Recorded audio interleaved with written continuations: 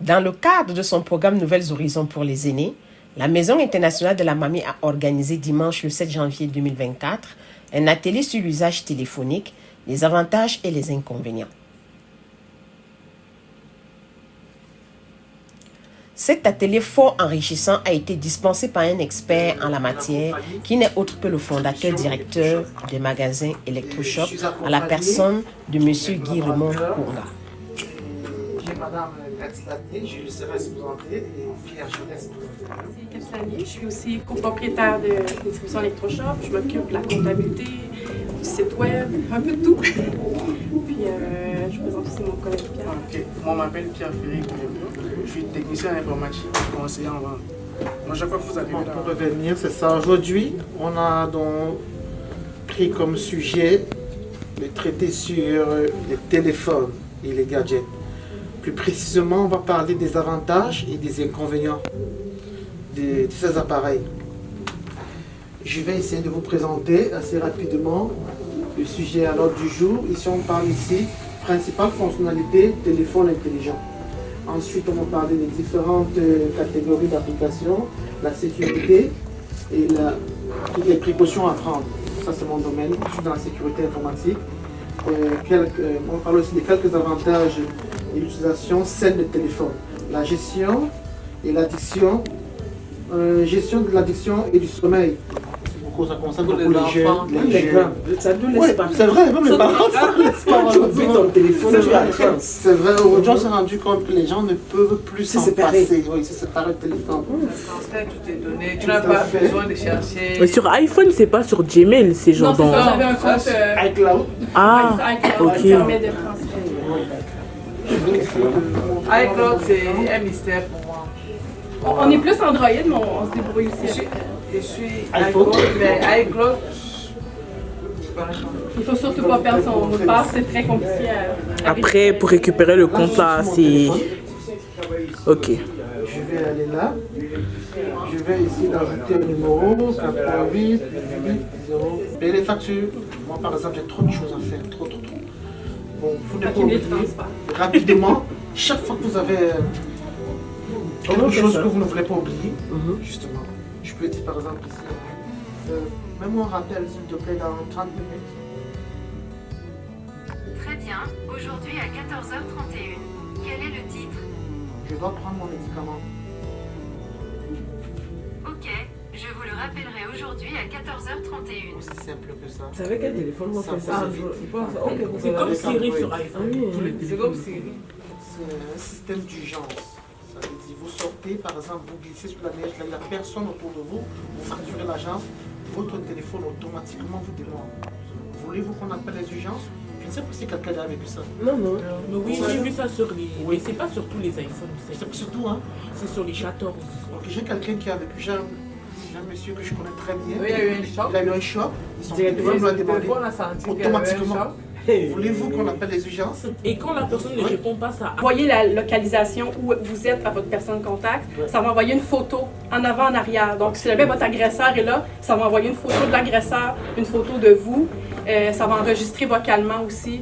Ça peut émettre le signal. Donc, c'est vraiment pratique. On entend ce qui se passe dans la salle.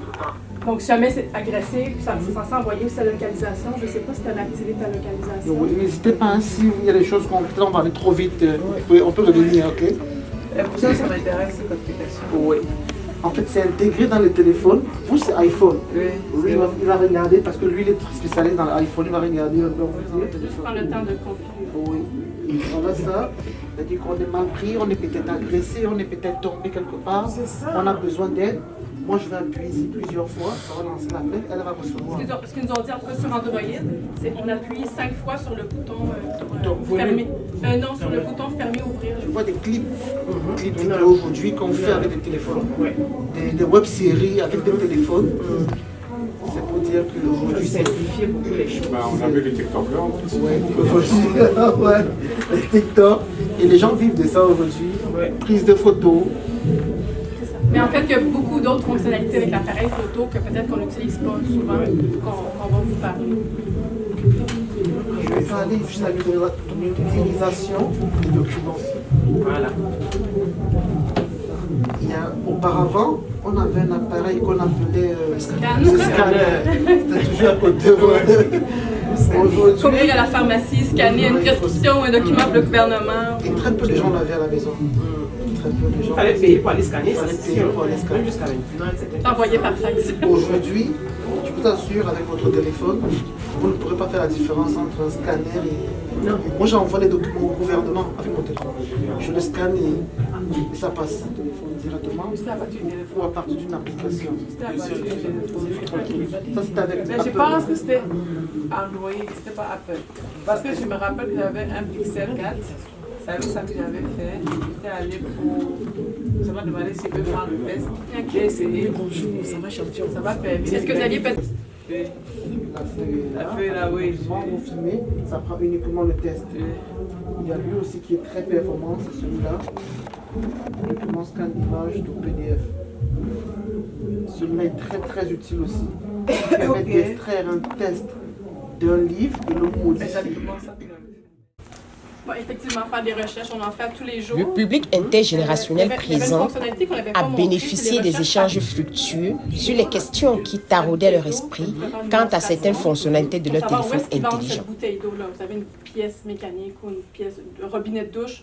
Vous savez pas où est-ce que vous pouvez l'acheter. Vous prenez la photo, ça va faire des recherches. Et encore ça, je chercherai à capturer la photo. Les échanges ont porté sur les fonctions de base du téléphone intelligent telles que la communication, les prises de photos, les textes-messages, les modes d'enregistrement, les différentes applications payantes et gratuites importantes, l'application du contrôle de l'usage du téléphone par nos jeunes et bien d'autres. Je vois 2000 sur ma carte de crédit, je fais OK. On a envoyé un canot puis acheté chez Sale à quelqu'un à Sherbrooke. Je vais m'acheter de canot. Donc, c'est ça, se faire voler les données, moi, ça m'arrive régulièrement parce que je fais beaucoup de transactions en ligne. J'ai beau prendre un antivirus, être sécuritaire, ça va quand même arriver. Donc, il faut. Ça fera plaisir, merci. Oui, bien sûr. Admettons Nedji.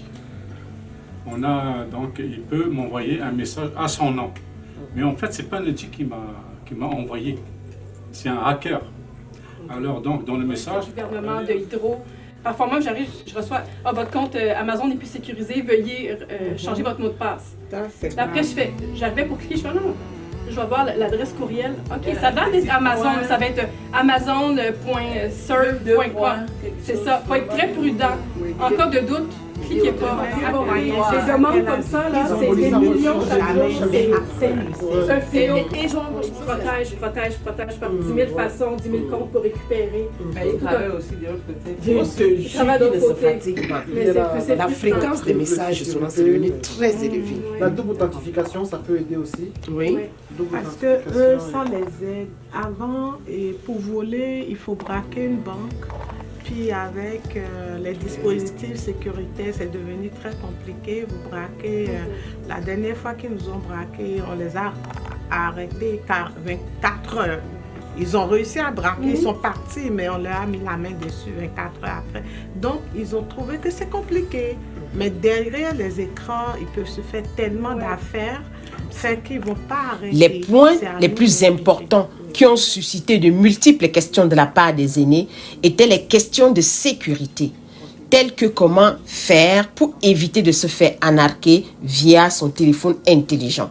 Comment utiliser son téléphone pour alerter la police lorsqu'on se trouve en situation de dangerosité sans composer le numéro d'urgence. Comment faire les recherches Google vocales et bien d'autres. Qui est déjà hacké, vous le remettez juste à zéro, mais le système est hacké. Les Zoom, applications officielles ou des sites officiels. Puis, Comment savoir que c'est Ils vont vous donner à chaque fois 16 gigas gratuits. c'est une des options pour contourner si on ne veut pas payer. J'ai été obligée de payer. Les conseils de sécurité.